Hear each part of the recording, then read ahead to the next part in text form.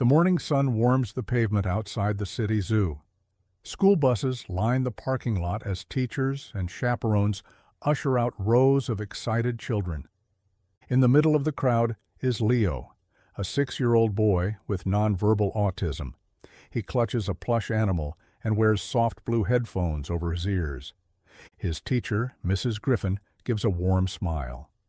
"We'll stick close, okay?" she says, though she knows Leo won't answer. Still, he looks up at her, then back down at the spinning pinwheel in his hand. The group moves through the entrance. Leo stays close to the back, eyes scanning everything: movement, light, shape, rhythm. The chaos doesn't bother him. He's in his own world. Inside the zoo they move from exhibit to exhibit: flamingos, giraffes, penguins. Each child squeals with excitement. Leo stays quiet, but he's drawn to the primates. When the group reaches the gorilla enclosure, Leo stops walking. He stands at the railing, watching. Behind the glass, Kumo, the zoo's 400-pound silverback, sits under a tree, peeling fruit with careful hands. Leo watches every movement. His group starts to leave. Mrs. Griffin looks back to count heads. Leo is there. She looks away again. Moments later, Leo steps back from the railing and turns. He doesn't head toward the group. He moves to the side path, down a shaded walkway used by staff.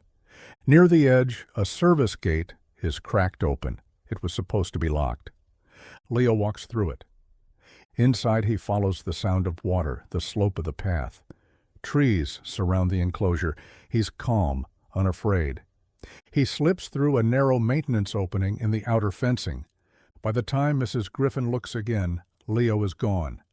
Panic rises. Calls go out. Staff start searching. A zoo-wide lockdown begins. Meanwhile, Leo is inside the enclosure. Kumo looks up. The boy sits near the brush, unbothered. Kumo approaches slowly. Neither moves quickly. Neither speaks. Leo pulls his plush toy into his lap. Kumo reaches down, lifts a piece of fruit, and sets it gently in the grass. The boy picks it up. They sit together in silence as alarms begin to sound outside. In the zoo's operations room, a cluster of staff stare at surveillance footage. Someone gasps and points. On the monitor, a live feed shows Leo, small, still, seated inside the gorilla enclosure. Beside him, Kumo watches calmly, his wide chest rising slowly. Within minutes, the head zookeeper, Dana, arrives at the enclosure with a rapid response team. Tranquilizer guns are readied. Dana holds up a hand. No sudden moves. Let's see what's actually happening. The team watches in stunned silence. Kumo isn't aggressive. He places another piece of fruit beside Leo. Leo picks it up again. A staff member radios in from the control room. They've been sitting like this for several minutes. There's no sign of fear from either of them. Around the zoo, the crowd is being cleared, but a few guests remain, watching from afar, whispering, filming. Inside the enclosure, the boy adjusts his position. Kumo follows suit. The two mirror each other instinctively.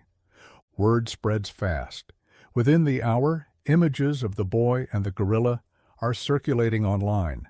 Zookeepers hold their position, unwilling to disrupt the scene. Debate breaks out among the zoo staff. The risk is too high, some argue. One wrong move and tragedy could unfold. Dana remains calm. He's not treating him like a threat. He's treating him like a guest. She explains that Kumo has always shown unusual sensitivity, especially toward children. Years ago, he'd surprised staff by gently touching a toddler's hand through the glass. Since then, Dana has insisted on daily enrichment routines focused on emotional cues. Inside the enclosure, Leo begins tapping the ground softly. Kumo taps back, slower but deliberate. "They're communicating," someone says quietly. Dana makes a call to the school. She speaks with a specialist who suggests using visual prompts to reach Leo. A plan forms. A tablet is retrieved from the bus, preloaded with Leo's preferred learning apps. A familiar song plays. A screen flashes with his favorite images. Kumo watches as the tablet is shown through the viewing glass. Leo blinks, shifts. He stands slowly, the plush toy still in his grip. Kumo rises as well, but instead of blocking him, he nudges him gently in the direction of the exit. Dana takes a breath. He's guiding him out. No one speaks. They just watch as the boy begins walking toward the gate, Kumo trailing behind him with quiet steps. Zoo personnel quietly position themselves around the enclosure's exit. The tension is thick. No one dares to speak above a whisper. Leo walks slowly, drawn by the familiar images on the tablet. He pauses now and then, glancing at Kumo. The gorilla remains just behind him, calm, watchful, protective. Dana kneels at the outer gate, holding the tablet. Her voice is soft, her movements steady. When Leo is close enough, Dana gently opens the door to the holding area. Leo steps through. Kumo stays behind. As the door shuts behind the boy, Kumo sits. His head lowers briefly, then he turns and walks back into the shade. Dana wraps her arms around Leo, who doesn't resist. Around them, the team exhales in relief. Cheers break out in the control room. Online live streams and breaking news alerts erupt. The world has just witnessed something extraordinary. In the enclosure, Kumo sits under the same tree, alone again, but not unchanged. The video of Kumo and Leo spreads across the globe. Within hours, it's been viewed millions of times.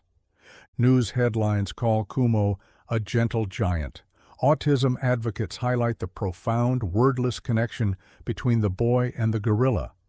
The zoo is flooded with messages, donations, and visitors. Dana gives interviews, emphasizing Kumo's unique empathy and the importance of animal enrichment.